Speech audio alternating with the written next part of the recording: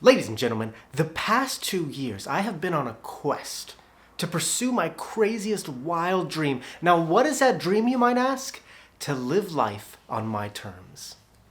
And how do I possibly achieve that dream? Well, it's simple. I just have to have that one thing that rules the world: money. So the past couple years, I've been on this quest to try to achieve that dream by saving as much money as I possibly can. In the past 2 years, I've been able to save about $80,000. And I want to make this clear. I didn't do this by receiving any inheritance. I didn't do this with a six-figure income. And I didn't do this by 100xing my money in Dogecoin. I did it the old-fashioned way, $1 at a time. Now, many people think the only way to save a large sum of money is by being born in money or doing something incredibly risky with your money, but financial security is possible for all of us, even you. But you have to look past all the nonsense of get-rich-quick schemes and just do it the old-fashioned way. So in this video, I want to explain how I saved $80,000 in a short period of 2 years with 10 steps in how I saved $80,000. And the first step is decide that you want to own your life.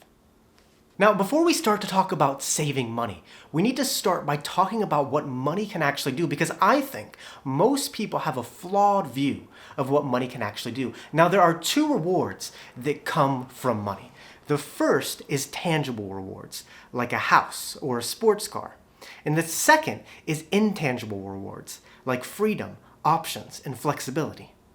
Now, most people pursue the tangible rewards of money and want to live a lavish lifestyle, but in my opinion, this is just fool's gold, and it's fool's gold because it consumes all your money, and I don't think that you actually get that much out of just buying all these nice things. In my opinion, the real gold and the top prize is through the intangible rewards. I mean, what's better than having complete control over your 24 hours? I mean, call me crazy, but I'd rather save my money and have freedom than spend all my money and just have a bunch of nice material possessions. For me, saving is about owning my life. It's about having the ability to say no to people. And when I have that goal, saving is a lot more meaningful. And the second step is learn how to manage $100 first.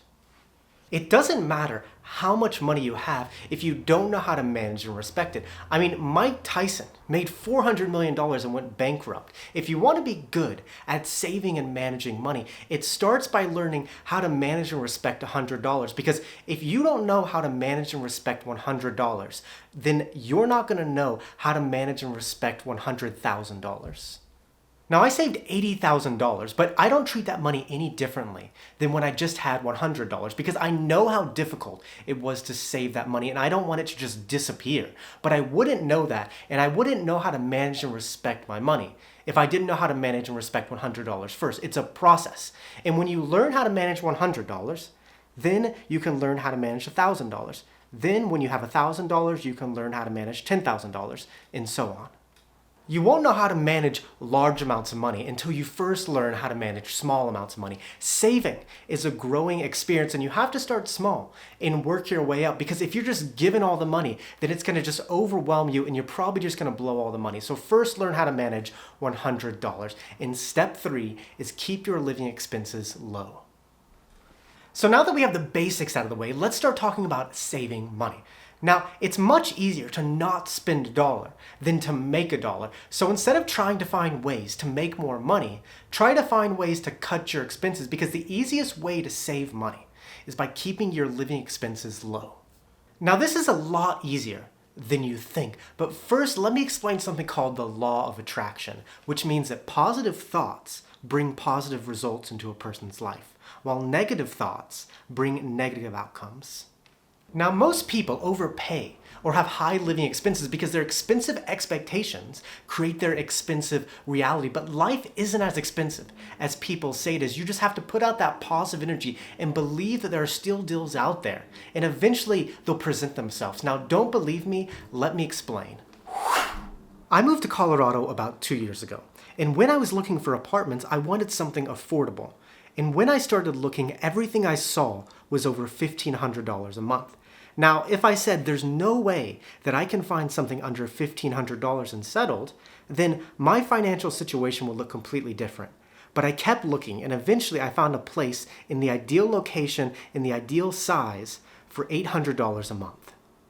Was I lucky? Yes. Are there many deals out there like this? No, but there are still deals out there. You just have to be patient and look. Keeping your expenses low starts with just believing that there are still deals out there, because expectations dictate reality, and it's much easier to not spend a dollar than to make a dollar. So focus on the money that you can control and keep your living expenses low. And step 4 is create a healthy balance of life.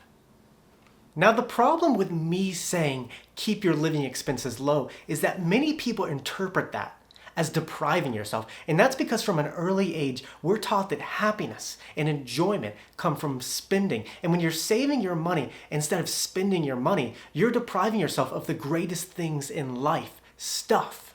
But I think that the norm is a life of deprivation, because when you spend all your money on stuff, it creates this big need to make more money. And so you have to sell all your time to make more money through a job. But it's a balancing act. And if you want to be consistent and grow your savings, you have to have a healthy balance of spending and saving. Because if you just save all your money, then you'll eventually crack, because you won't be enjoying things in life.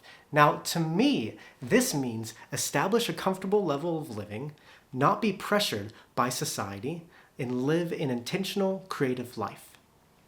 Now, the reason saving is very difficult for people is because we live in this extreme world where you're either doing one extreme or the other. But when you create a healthy balance of life and lower your life expenses, then we can move on to the 5th step, and that's live an intentional life. Now, this is the point of the video when I want to talk about the key to saving, and that's simply living intentionally. Because if you don't live intentional, then society will eat you alive, because society preys on the people who don't live intentionally. So how do you live intentionally? You have to budget. You have to track your expenses. You have to look out for deals. You have to be around like-minded people. You have to find cheaper alternatives, and you have to think on your own. And it's not easy, but the consequences of living an unintentional life are what keep people running on the hamster wheel until they're 65. But when you live an intentional life with your finances and you start to notice that you have money left over, then step 6 is set aside a specific amount of money. When you live an intentional life and start having extra money, then you need to determine a dollar amount of how much you can set aside each month. And I've used the same strategy my entire life, and it's so simple. Determine a dollar amount you can set aside each month. Put in a savings or investment account, and be consistent and patient. People complicate money so much, but it's so simple. You don't have to be a NASA scientist to increase your net worth. All you have to do is figure out what money is for spending, touch. What money is for saving and investing, no touch. It's slow, it's boring, but I promise you that it works. And step 7 is get your money to start working for you. There's a quote that goes, to turn $100 to $110 is work. To turn $100 million to $110 million is inevitable. When you have money, it is incredibly easy to make more money. So once you have enough saved up, you need to figure out ways to invest that money so it can grow over time instead of just sitting in a savings account and getting 0.00001% of interest. And step number 8 is become your own bank. Now, whenever you get to the point of having a high amount of savings, you start to become your own bank. And what I mean by that is whenever you want to buy something big, you don't ask a banker for the money. You start asking yourself for the money.